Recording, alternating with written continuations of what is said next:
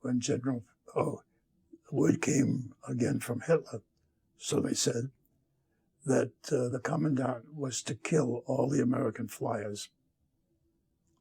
And he refused.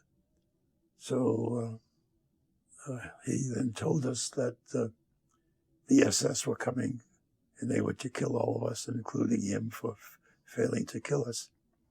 General Patton heard about this, so he deviated from where he was headed and came to our camp at the same time that the SS came. And there was a 2-day battle. General Patton had us dig trenches past the Lion. Bullets were flying all over the place. And General Patton eventually defeated the SS. And that was April 29, 1945.